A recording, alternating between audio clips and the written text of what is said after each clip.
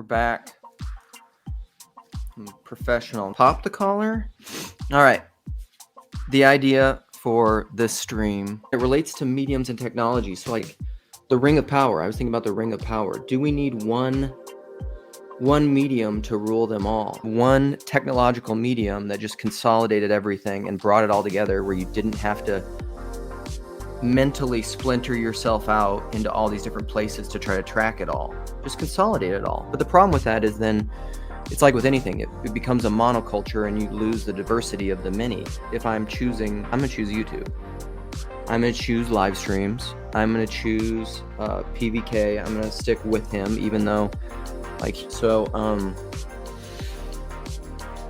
don't know that we can have a Ring of Power technological medium that unifies everything. That's probably a little bit of the illusion, the Babel kind of illusion, which is Babel's the opposite of Pentecost, right? There you go. One of my oldest ideas, way before TLC, before YouTube was even that big, I had this idea to write a book called Technological Babel.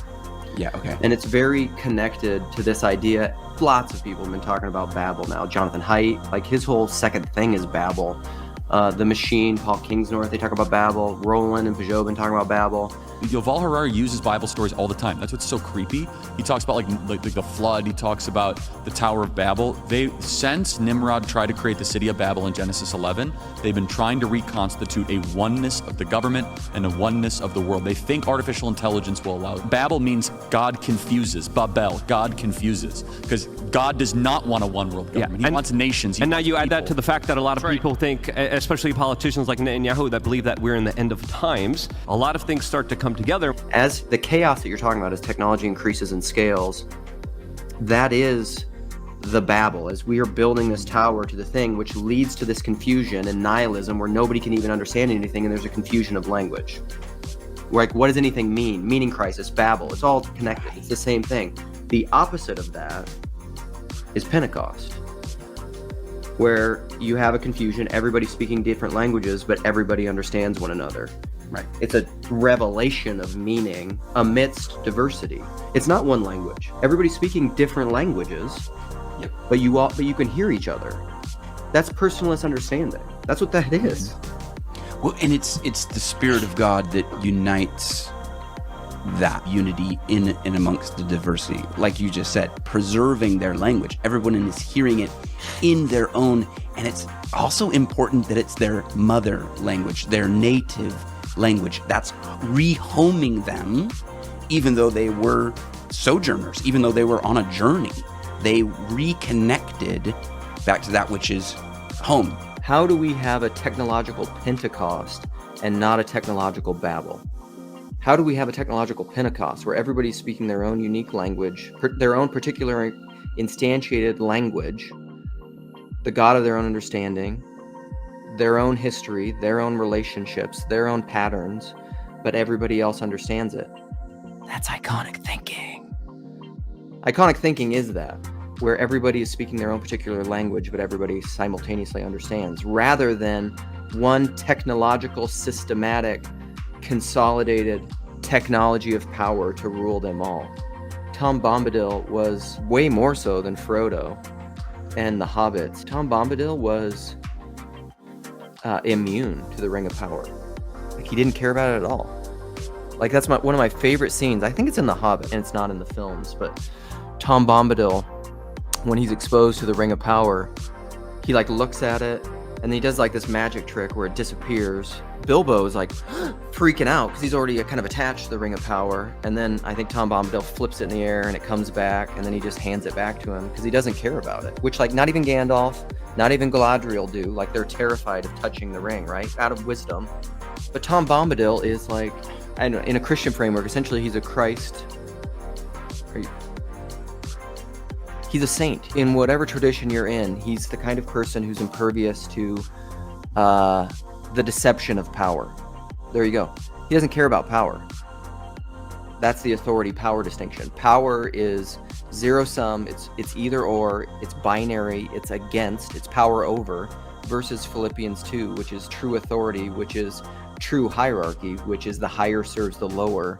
which is symbiotic, it's synergistic, it's completely voluntary. It is authority is woo. Like, you don't have to convince someone to submit to true authority. They just do. Submission and obedience is one in proper authority. And Bombadil couldn't care less about power, which is why the ring had no power over him. He didn't care about it. He didn't value it. He didn't need it. It was nothing. Oh man, I was going to bring in the Orthodoxy piece, and Orthodoxy's in the title, so that'll get us clicks. I'm going to put out the invite. That's what I got for you. 40 minutes. I'm getting more long-winded. Holy cow. Hello. People coming in hot. What are we doing? Oh man. Fun times. Woo. My daughter just over here listening to me, just staring at me. It's better than like football. Maybe this is the modern version of that. I stopped. Oh, somebody has YouTube going.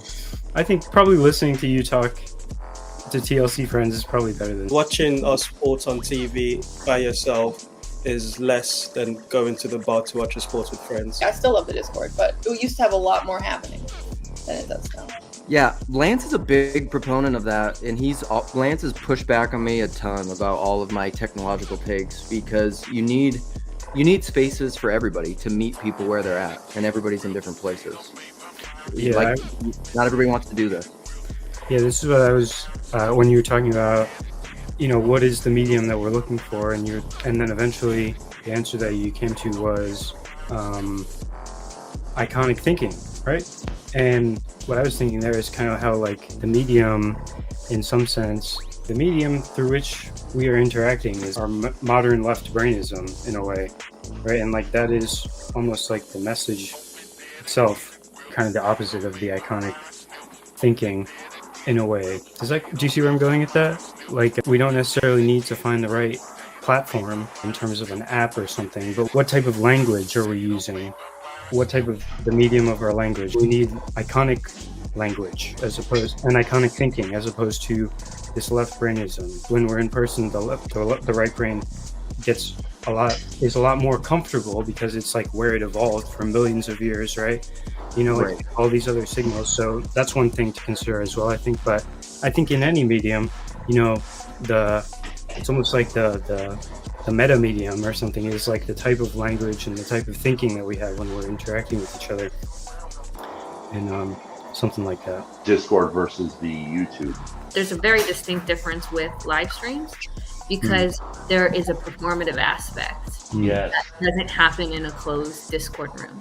And there's so many threads you could pull, but there's something about taking the online participation and grounding it in the in-person that I'm very interested in, but I can't get into because my mother-in-law does often. So I'll try and carry that torch for you. I'll stand for this, which is, this is the case I've been making for a long time, right? We want to come together and have conversations. So there are very few places right now, quite frankly, there are hardly any, where people are actually coming together to talk. I also wanted to tag on to the what Hezi said about the visual stuff, like what Luke is doing. It adds back in that whole other half of the conversation. It's this whole other half that has been kind of ignored in books or in emails. God, and it all just kind of gets flipped back on, and it feels more human. The Discord, even when it was just typing and I never did the video things, even though sometimes I would listen to people talking, like somebody said, like, I don't know, at the beginning of the stream, that you're virtually alone if it's typing, but I don't know, because I like, the reason I found the whole Discord was because I was like going through this horrible thing, and it was like there was just people talking to me back, and I don't know, I didn't really, it still was a level of not being alone, but yeah, I want to jumping into a video chat, but I don't know. Yeah, I want to be clear in my my berating against textuality, that I still, as I said, it's kind of, I do think that ultimately people are just seeking conversation. So like, if people can find an outlet, perhaps that's good. I still think that, like, maybe it would be better to look for those friends in your local community. However, we all know how hard it is, so the fact that we can all get together and do stuff like this, even if it is just textual, I do think has value, or has value in my mind. Has, you know, It's really hard to find people in real life that are interested in any of this. yeah, Like, it's all the things. It's not either or. Like, yeah. People denigrate this online thing. I'm like, guys. I think as long as TLC is ultimately kind of aiming at in-person stuff, I think we're good. You know, if we don't talk about stuff like where can we find friends like this in person, my mind goes to the possibility of the Matrix, you know, where we spend all of our time in situations like this, you know. So I'm with you. We have to do all of it, you know. But but this stuff, if we're going to participate online, we have to remember that there is kind of this. It's trying to suck us in, you know. That's what I think. At least it's trying to eat us. That's what I think. Instead of being able to have substantive water cooler conversations about the Matrix, which was this cool, interesting, esoteric idea, and like, oh, well, that was a really meaningful conversation between me and my buddy at work. Now if you've spent 150 hours listening to John Vervaeke, who the hell do you talk to about that? In regard to technology, again, it's always Christ and Antichrist, and I want to maintain hierarchy and better and worse, and talk about exceptions and rules while not diminishing any of them. Do I think that audio is better than text? Yes. Do I think video is better than audio? Yes. Do I think in real life is better than the other? Yes. But that doesn't mean you can't have real communion in text. That doesn't mean you can't have real communion in audio. That doesn't mean you should disregard or diminish them or anything. The law is just if you use it lawfully. I met my wife through the Discord server. I'm one of the handful of people that got married through the Discord server. PVK had Dr. Jim talking about Westerns. Do you remember that? The idea of a generative story and how so many of our stories today are so sterile. The guy gets the girl and, you know, they become dinks, or like and as opposed to, I forget which Western he highlights, but the cowboy, the sheriff gets the girl at the end, and it's kind of implied that they're going to start a family. Like it's, you know, it's actually passing down the generations. The Discord for me, what has been so interesting about that is that it has generated, like I've had Jacob over to our house. Yeah. I've met other people. My wife and I, Shelly, we have 2 babies. Other babies are coming. Like They met on the Discord server, people. Sherry actually set us up. But all that to say is that, like, this is like the real deal. Like, this really could be the cutting edge of, you know, how people slowly start to reestablish, you know, just the basic patterns that have existed for all human existence. So I think that's beautiful. I love that. I really appreciate you coming in to say that. You know, especially the generativity part, the idea that, like, you know, it can go further. I think that's great. Thanks, man. Yeah. Nice to meet you as well. Yeah, cheers. The medium is the message. What is this Bombadil. technology? Bombadil. How is it shaping how we are actually being formed? And I think one of the questions to consider is how is it shaping our actual mental health? I happen to work in the space of basically human-computer interaction. So I'm thinking about these questions a lot, and we have a fun saying that we kind of aped from architecture, where first you shape your tools, then your tools shape you. And been considering a lot of the ways that graphical user interface, it's engaging your eyes and your ears, and it's shaping you in a way, especially the more you use it. There's a corresponding impact on your health, both physical and mental, depending on the way that you supplement with these tools. And so I'm just sort of trying to consider, as Luke was asking, what would a more wholesome, whole health, creating interaction or technology be who knows, you know, like we've said, in 10 years, who knows what we'll be doing. But I guess that question's on my mind.